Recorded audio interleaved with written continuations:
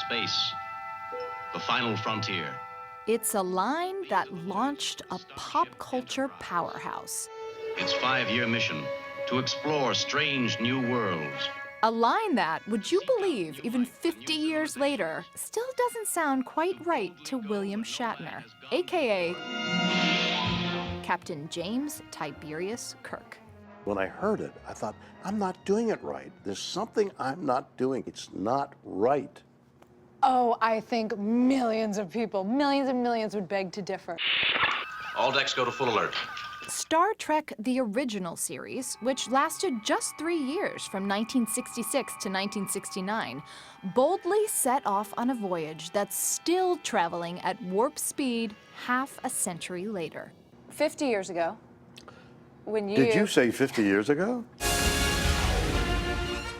That show led to spin-off series and movies, including a 2009 big-budget reboot that introduced Kirk and his gang to a new generation of fans.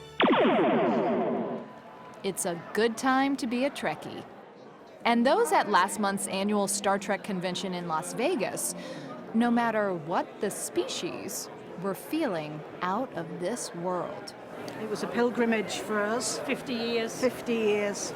There, among the Kirks and the Spocks and whatever this is, It calls itself a Horta. A Horta. we found perhaps Star Trek's most important fan of all, 83-year-old B. Joe Trimble. So when you sat down in front of your TV on September 8th, 1966, Right.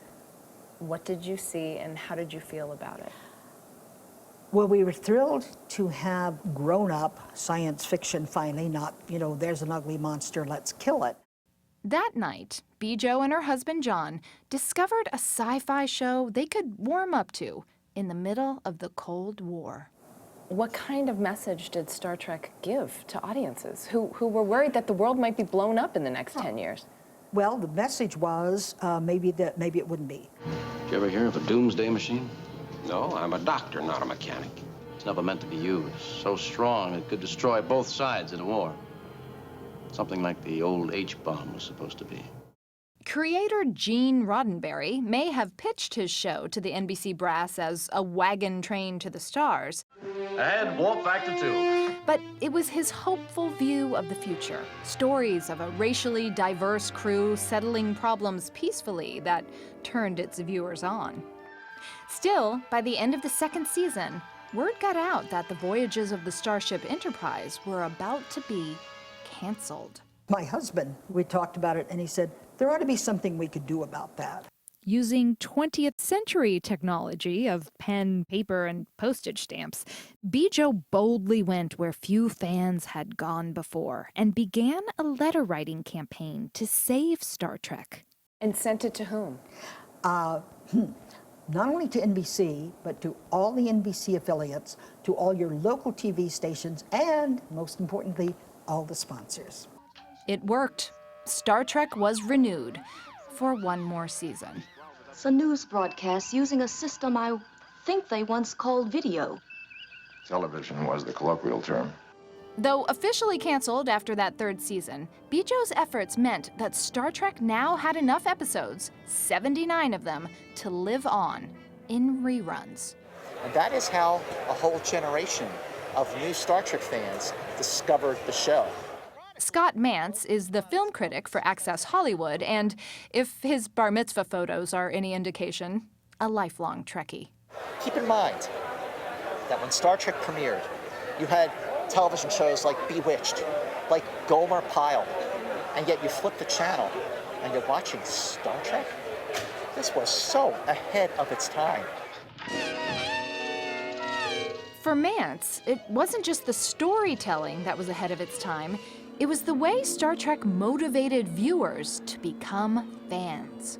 No entertainment property before Star Trek had done like a convention, organizing fans, bringing people together to dress up like their characters. And then there are those Star Trek fans who've become Star Trek family. Is this really your last name? Oh, honestly, I am Deborah Kirk, okay? And my husband, Barry, married me graciously and took my last name. Oh, sir. bravo! Oh, That's a bravo, wise sir. choice. That was a I wise would have choice. done the same thing. May I introduce my son, Patrick James Tiberius. Tiberius! I love it! And if all this seems a little spacey to you, consider all the Star Trek science fiction that today is science fact. There are many things that they had in Star Trek that we have today, either on the ground here on Earth or in space. Special advisor to the Intrepid Museum in New York City, Mike Massimino grew up watching Star Trek. A few decades later, he explored the final frontier for himself. Things like a communicator cell phone, Kirk here. the use of computers, This unit is the ultimate achievement in computer evolution. flat screen monitors, iPads. But it wasn't just the technology that was ahead of its time. If you look at the space program in the 60s when it came out, it was primarily white male test pilots who were there. Then it expanded over the years into civilian scientists and then men and women and people of color and even big Italian guys from New York, me. Ready, main phasers. Which brings us back to the captain. For the Shakespearean-trained actor, Star Trek has always been, first and foremost, all about entertainment. Fascinating. You have interesting villains. You have strange, wonderful life forms. You have mental gymnastics, plots. You have love. And you have love. Lots and lots of love. Oh, yes. Pardon me a moment while I think about all that love. And for the fans, now there's more love than ever. A new spin-off launches on CBS All Access in January. The voyages of the Starship Enterprise are far from over.